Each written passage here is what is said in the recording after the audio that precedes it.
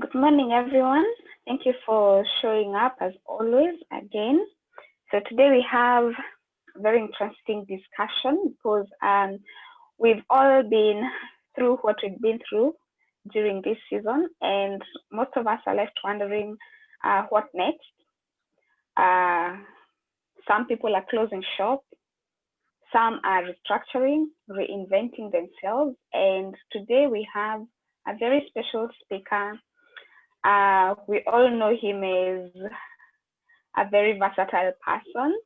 If you have had the chance to meet him and interact with him, there is never a time, regardless of what topic you're talking about, that he doesn't give away a tip or two that you actually use.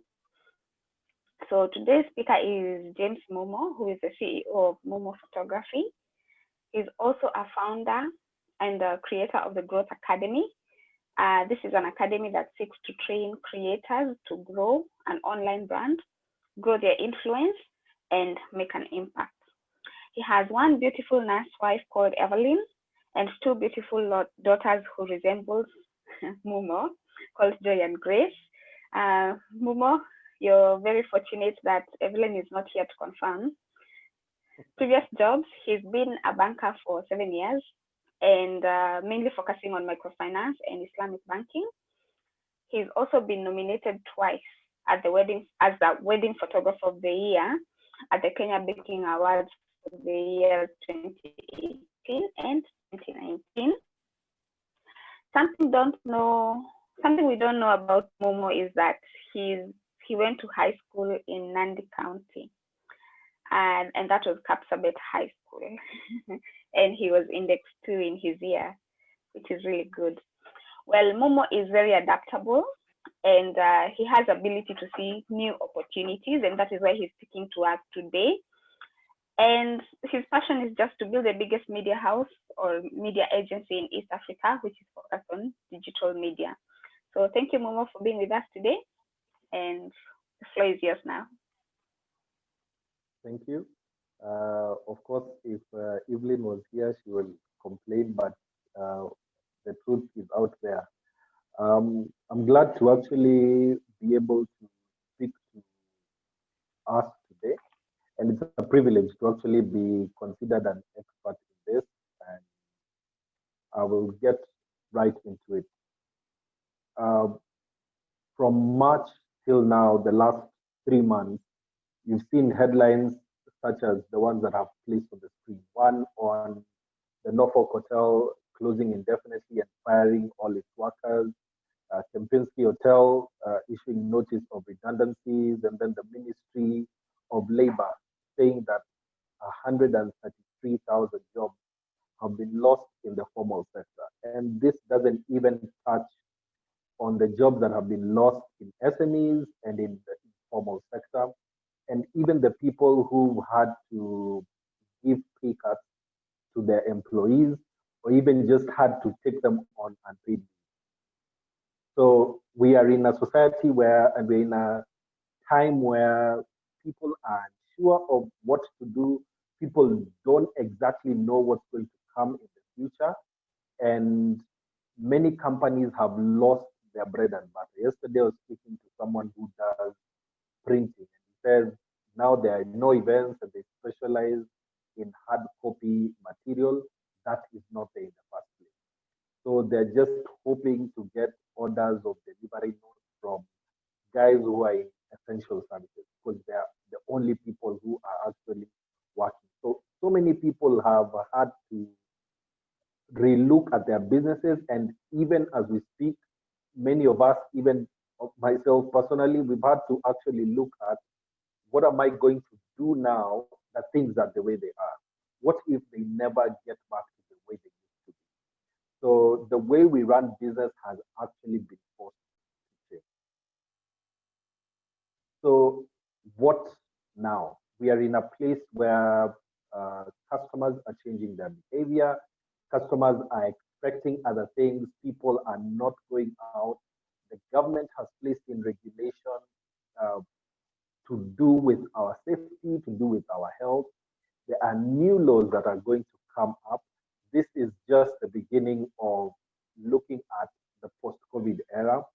There's a new business landscape that is actually showing up. There are popularity of newer businesses. Who knew that Zoom would actually become a very popular app? And I was reading somewhere that its value right now is bigger than 7 airline companies in the US, the top 7 airlines in the US. And this was a small company in January or February. And then in 1 month, things just completely change around.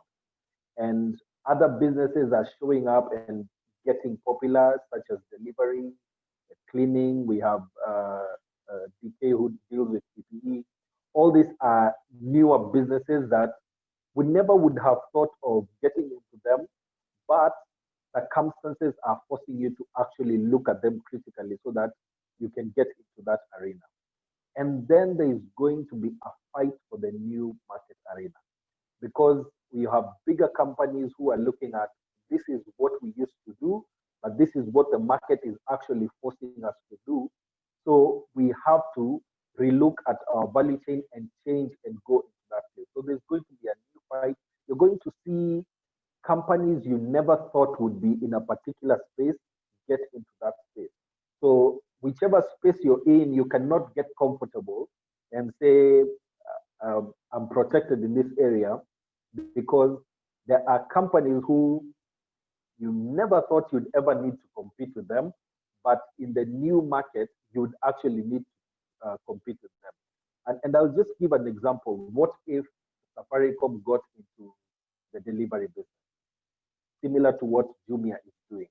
Because they have M-Pesa shops everywhere in the country, bigger than what Jumia can do, and they already have Masoko.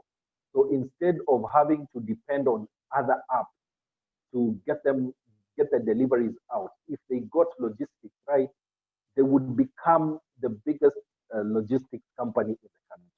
So that's just a thought at the top of my mind on things that can actually happen, which are realistic that they can actually happen. So the biggest question for us is, how can I build my business for tomorrow? And I read somewhere that someone said, if you are just able to survive 2020, your business is going to be okay. Yeah. This is not even the time to think of how do I grow, how do I meet my expectations. Just surviving this particular time is enough for so many of us. But there are things that you can actually put in your business, and they help catapult your business to the next level. And the first is to do with social media. The second is to do with customer convenience. The third is gig economy and remote working. And the fourth is acceleration of innovation. And I'll talk on 3 and 4, and then we can go to the first two. Now, many of us have started to realize, and the conversations are, do I really need that space to rent out every single month? Do I really need that office space? And that's a conversation that's going to happen for every single company.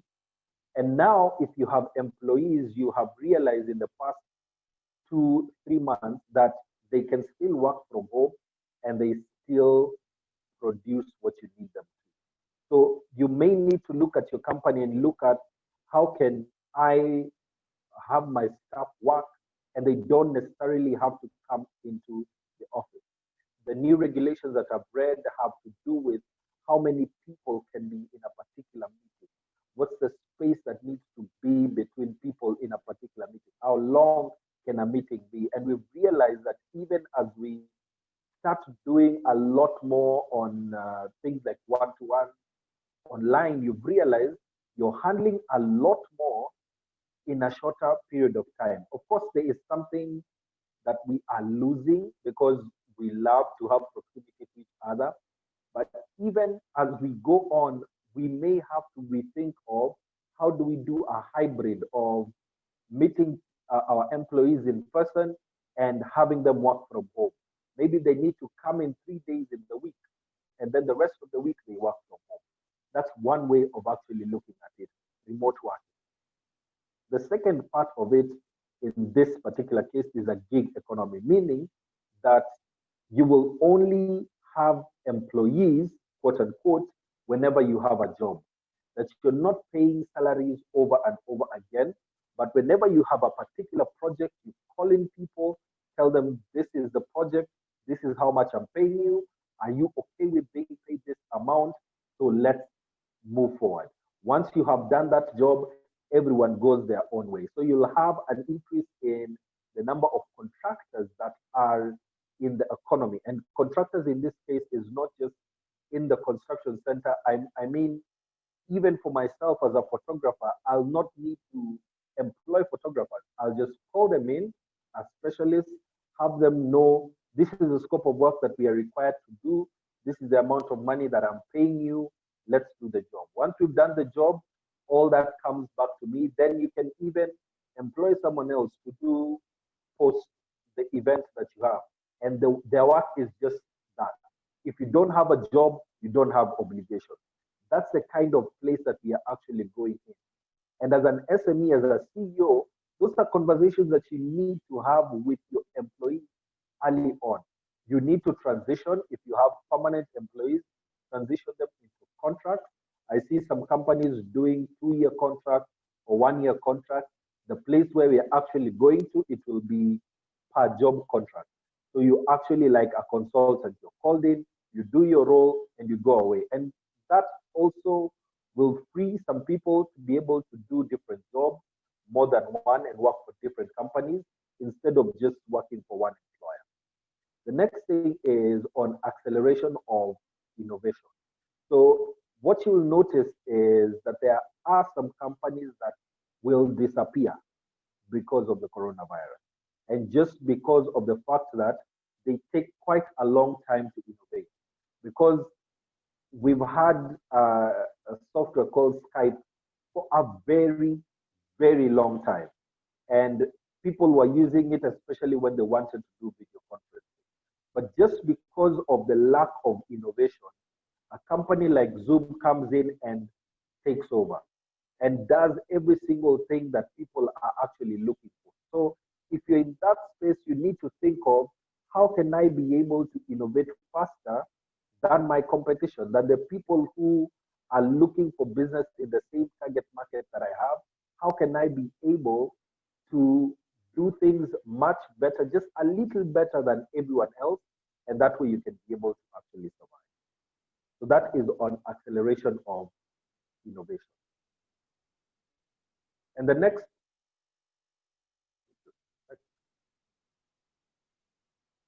is just to look at social media. So this is a pie chart showing Africa and the market share that each of these social media platforms has.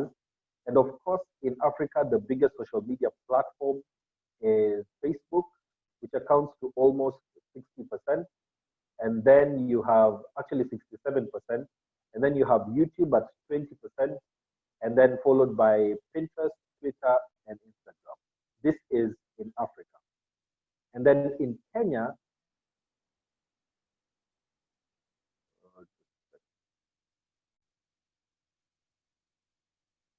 you have 53 million Kenyans. And in urban centers, you have about 27% of us. And the good opportunity that you have in Kenya is that we have mobile phone connections of about 98%. Almost everybody in the country has a phone. And the reason this number is a bit high is because some people have more than one phone, but you have people who have the Mulika Mwizi all the way to your latest iPhone. That's the range that people have. And with the current connectivity in internet in the country, it has a penetration of 43%. So close to half of Kenyans have access to the internet and are actually using the internet. And the opportunity now lies with social media. So apart from just having a website which is well optimized for mobile, done by Ben Boru, you now need to actually look at social media. And there are 8.8 million. This is as at January, I believe. As of January of this year, you have 8.8 million people on the internet actively. And in the country, now these are the things that you actually now start to look at. Which are the top social media platforms in the country, so that you can actually look at how can you be able to make use of that information to get onto those platforms. So the most popular, because of its accessibility, is WhatsApp. 96% of the people on social media use WhatsApp. And then the next is YouTube at 89%. The next is Facebook, Instagram, and then Twitter, LinkedIn, and Pinterest. So I'll focus on the first few. So I'll start with WhatsApp. The reason why it's the most popular. Now, the fact that you can be able to send messages to people at a very low cost, because SMSs are at like a shilling on the normal network, but you can be able to transact all your business and do everything that you need to do on WhatsApp. And I'm glad that Maria shared yesterday on the fact that we will now be able to pay for services and products on WhatsApp. And that's really exciting, because you may not ever need to have a physical shop anymore. If you can be able to build that relationship with your customer on WhatsApp, they can pay you on WhatsApp. You will link it to whichever bank account you have. You can link it to your PayPal. You can link it to your M-Pesa, because those are things that will actually come very, very soon. And then all you need to do is provide that service. And for some people, even the products, you never need to meet your customer. You can be like Diana, and you send whatever is needed to that particular person, and they pay you over WhatsApp, and you never ever need to meet your customer physically. And the next is YouTube. And the reason why YouTube is really popular is, number one, for entertainment, but also for education. Anytime that people go onto YouTube, they're looking for mostly those two things, either to be entertained by comedy or the music that's there, or to actually educate themselves on the new things that they will actually to learn about. Then Facebook is where you meet your whole family, and your auntie, who's Auntie Waharia, is also there. And then on Instagram is where now the younger people are, and it's a very visual centric platform, dealing especially with images, and now starting to look at photos as well. And the next there is Twitter, which now people go to for commentary, for debate, anything that you want to know, any breaking news. Twitter is the first place where you will actually need to go to. And at 39%, there is LinkedIn, which I know Ben has a course on the same. And on LinkedIn, this is where the decision makers are. The C-level executives are on LinkedIn. So if you are a B2B business, this can be a good place to actually get into. In fact, if you focus on video, especially on LinkedIn, you can do really well, because LinkedIn is also trying to get onto the video bandwagon. And the rest as they are. Of course, TikTok is at the bottom there, because many of the people in the room are not very young, so many of us are not even on TikTok. So the next thing to think about is, how can my brand get known on those social media platforms? How can I get to a place where people know who I am? You need to have that brand recognition. And the first thing that you would need to think about is to place ads on social media, because 59% of the people who were surveyed for this said they discovered a new brand or a new product because of an ad on social media. And the goodness is, with social media, you have very many placements that you can actually use that have different costings to them. So one of the things that you should think about is placing ads on LinkedIn. They are more expensive. You remember last week we were talking about PPC.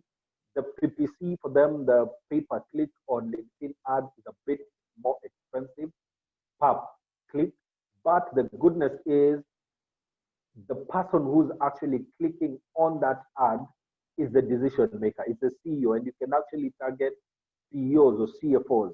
So, for instance, if I know Maxi has been looking for people in the construction industry, so a LinkedIn ad would actually do really well because you would actually get in touch with GMs or project managers or CEOs of construction companies on LinkedIn and tell them about what you do.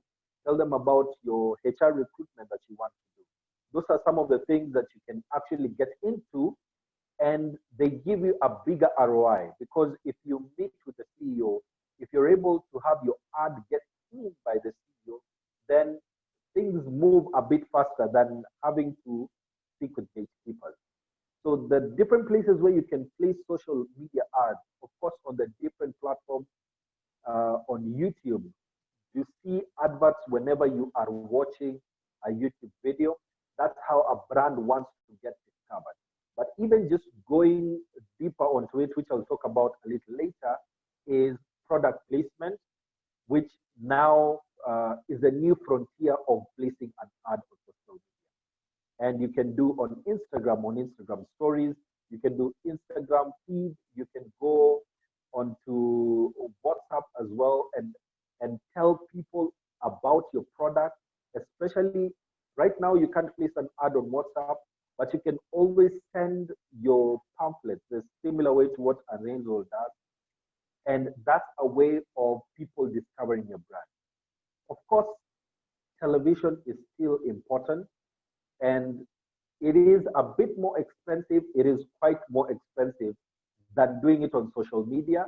But in the current situation that we are in, if you can be able to afford a television ad, then it can be a good way of just getting in front of your customers. Then retail websites, this includes your Nation newspaper, your Jumia, all these places. You can be able to place ads on those sites in TV shows and films. Now, if you watch news in the morning when talk shows are happening, there's some talk shows where you can be able to see a product on the table. And that's called in product placement, where the host or the guests are actually sipping something like Minute Maid, for instance.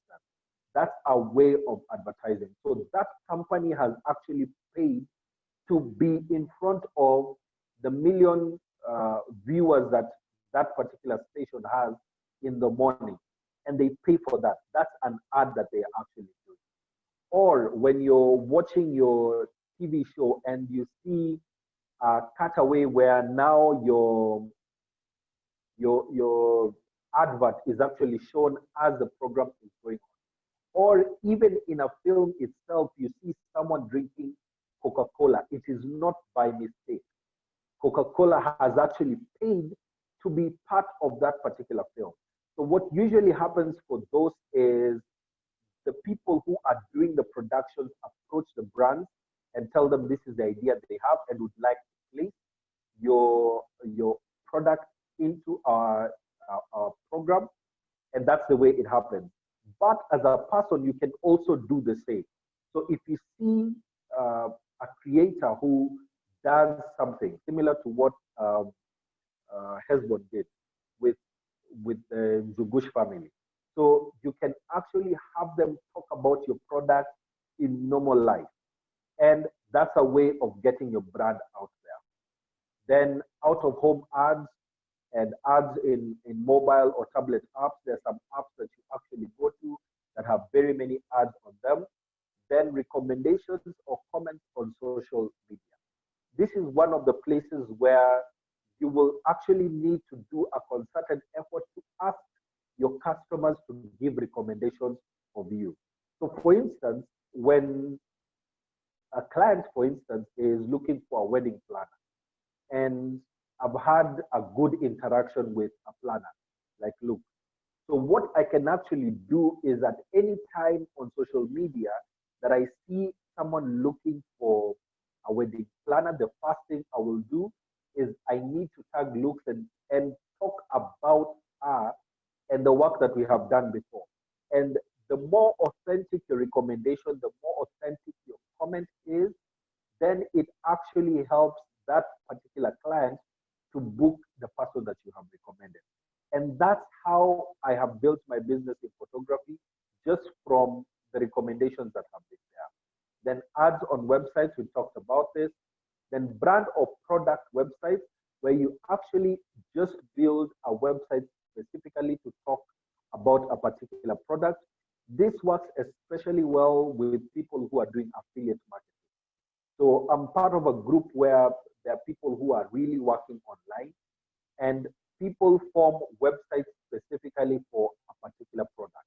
And they drive their traffic to those websites where now people can be able to make those purchases, and you make your affiliate income from there. So what can you do to be top of mind on social media? One of the things that you can do is to invest in a digital marketing strategy. You cannot hide behind the way things used to be.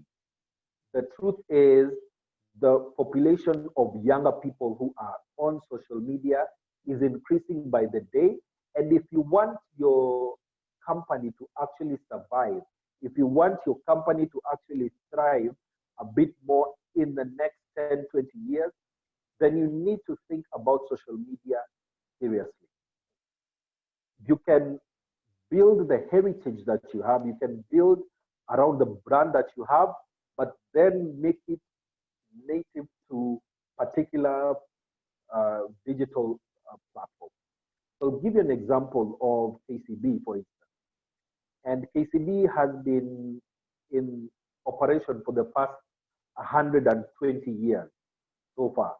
So you will still see the heritage because they've been in operation for over 100 years.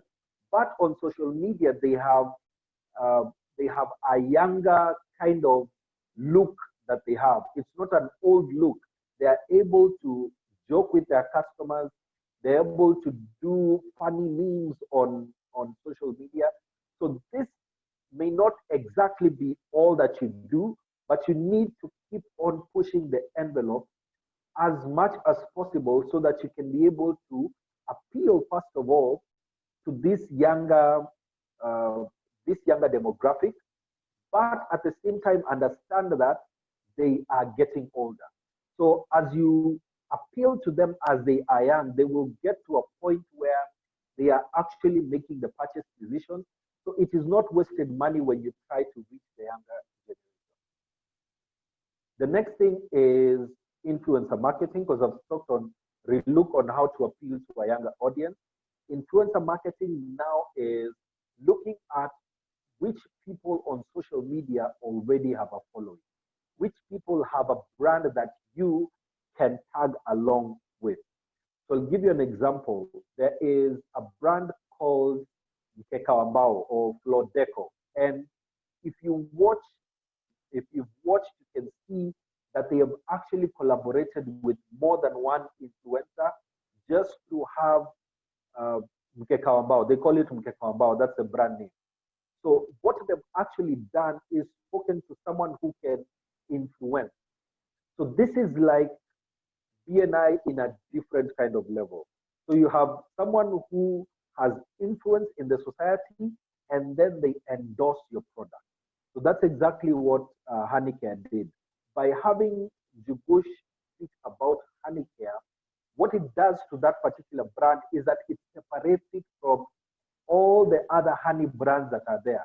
In their own creative way, they make sure that your product becomes the hero of the content that they are doing, but they still retain the authenticity they have built with their audience. So that's something that everyone needs to think about. How can I use influencers to market my product? And it can be, it needs to be authentic to you, and it needs to be with a brand that you can resonate with.